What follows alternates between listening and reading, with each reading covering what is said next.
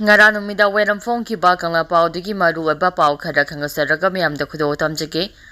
Koki Barantal singna Chandel lagi hijack taukiba JCB ama mafam khangdrei AR da wakalava sutavidrei Chandel district ki sapi karong subdivision ki manung sanba kanan Koki village tegi Koki Barantal singna hijack taukiba JCB ama hauju phaba pitho o haiba yadrei Assam Rifles sa wakalava sukari mata tavidrei Koki singna chathariba thong asi akan mamong da condemn tawi haina Chandel Naga People's Organization na thoudok pa cheol amana hairi Kerol asina makata na haribana.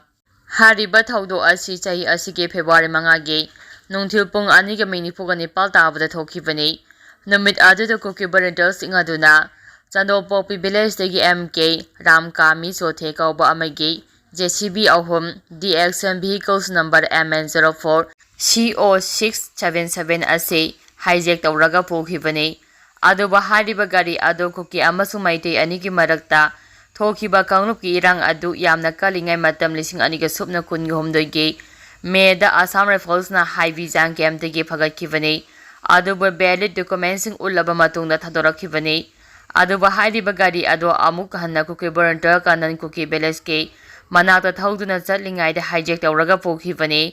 thoudok asigi matang da kun Nepal suba Assam Rifles da report tawrabasu haujuk phawba action amata lokhatre amasung gari adu recover tawba leitre Hariba thong ase law and order da chauna akaiba piba khakta natana civilian singi right ase violate tawbani thoudok aduna gari asigi asengma mapu asigi similon da chauna awaba piba da natana public safety da sunung nangba ama po allei maram aduna district administration amasung law enforcing agency gi maikedegi hiram asida mi engchangbiu Assam Rifles amasung security force gi maikedegi di Koki Barantal singna hijack tawraga pokhiba gari Adu recover tawba yauna thoudok aduda chenariba singi mathakta chapchaba justice porakadavani compre effective area singda civilian property sing ngak semaga justice restoration tawnaba hotnagadavani mari leinaba authority gi makedegi hiram achida mi engjangbiduna asiguma thoudok asim matungda tawdanaba chapchaba action lokhakadavani hairi makhatarapa pauda mahairoi nupi macha ama mafam khangdana mangkre kwa kaithel mayai koibede leiba Shishu ni Staniketan da class 10 tamlibi mahairoi nupi macha ama mangkre mafang khangdana leiriba mahairoi asigi mamingna pema cheren chenjong apokpa lahaka chenjong kawi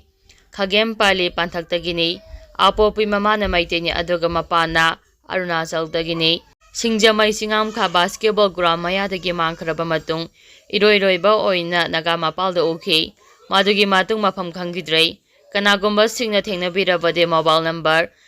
9774625543 natraga 9366662850 da pau pibiu haidakli makhatarapa pauda ULFA-I da Attack chathakhraba matung Assam na nauna hingsagi thoudok thoklakadra haibagi chao na mi paiba leire laingak na ULFA-I ga peace talk chathanaba khongthang paikhalakadabani natrabada Assam da hingsagi oiba thoudok tholakpa yai anab strategia India amade Myanmar gelona bangam khai paringi Myanmar do United Liberation Front of Assam Independent ULFA-I gilaidiba tunga ba camp singda ngarang Indian force ki makedigi drone sijinaduna chaurangna bomb chama yankhai hena thadaduna attack chathavada ULFA-I gi Lieutenant General Niuna Assam yauna lup asigi kadra ani hatkhraba matungda Assam na lairiba miyamgi marakta nauna miha me punyawba hingsagi oiba thoudok amu hana thoklaklagadra haibagi yamna chauna mi paiba ama miyamgi wakhalolda leire ULFA-I ga thuba matamda center amade selenga ki makedigi political dialogue chathanaba khongthang paikhatpa mathau tai haina ULFA gi hanagi general secretary amade India lenga ki peace talk chathabada peace interlocutor oikiba anup strategia na phongdarakli makhatarapa pauda MLA sing lenga semlagani lauringai Manipur da parasida ro sangdoknaba monsoon session da khanaraba yana leire chaliba chai asigi haukiba February mapalda N Berena chief minister gi pham thadokhraba matung tha adugi tara humdoi de India lengana Manipur state assembly bo suspended animation thamdana parasida ro thamlaki ba de loisendona anabolo singba amagi makhada Manipur da amu hana lengak semlagani haina BJP gi MLA kharana ngahak leitena public platform amade tonga media platformsingda lauduna leidingai chatliba tha asigi kunga mathoidagi haugduna August 13 phawba chathagadariba Parliament ke monsoon session da Manipurda Prachidi makha tana tha taruk sangdoknaba puthokduna khanaraba yana leire haina leba asigi tonga news agency kayana report tawrakli report asigi matung ina lakadariba tha asigi kunga mathoidagi hauduna pangthokadariba monsoon session asiga mari lenana lenga ki maikedi puthokadariba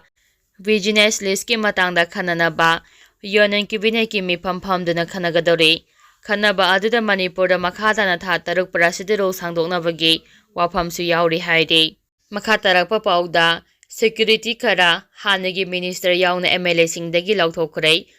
Manipurda Prachidi lengak laktringai leramba popular government da cabinet minister oiramba miyo yauna MLA kayada piramba security personnel khara ngasi Bishnupur district ke SPK3 mayum Ravi Kumar na thokpa order amagi matung inna lauthokuna anaba posting mafamda thakrei Bishnupur district ke SP na thokhiba order aduda Hanagi Minister Thongam Bisorjit, Govindas Kothokjam Yauna MLA Thongam Sante, S. Prem Chandra, Thokjam Radesham, Tongbram Robindro, I. Nalini Amadi, Kaibulam Jaudagi Aishrajen, LDA ki Chairman, Asni Kumar Moirangthem, Bishnupur Gadas Kiada Hanagi Security Personnel Oina Piramba, Constable Amadi BDF Singbo Makogi Anaba Posting Bishnupur, Reserve Line da Lainanaba Order Thokivani Haide. Makatarakpa pauda nupa ama makhongda nomaina kaptuna hundoklamlei ngarang numidang pung 10 makhairom tarakpa matamda lamlai police station gi manung chana leiriba songbong kabui kholdagi phangnung miyoi singna nupa ama makhongda nomaina kaptuna amadi nupi ama bune tamthina phuraga hundoklamlei haide press na phangba paugi matung inna wangkhai palace compound gi saram girish taikun ga taruk apopalai khidraba Lokendro gi yet thangba khubomda nongmaina kaplambani loinina moirang thana lekai degi ke Jumilia apopake sanjipuna tamthina phuraga hundoklambani haide soklaba miyoi ani adu Rims hospital da pukhatuna laikanari haide makhatarapa pauda Sirasampur da security force na kuki jola lahba phanaba sangchilubada kuki nupi singna talakhrei Sirasampur da lamegi fijol sepa Kuki jola lahobalup singular missing na phone na apaba makhal gi khulai paiduna Japada security force ki kanguna ubadagi phanaba changsiluba matamda mafam adugi nupi singna athingba pirakpadagi phaba ngamkhidrei adum oina mangasi amadi ngarang tampaki tonga ba mafam singda security force na chathakhiba operation da lala horup khara gi army sing yauna miyoi kaya amadi tonga ba makhal gi nongmai marfu yauna atai khulai sing phagat pangam khrei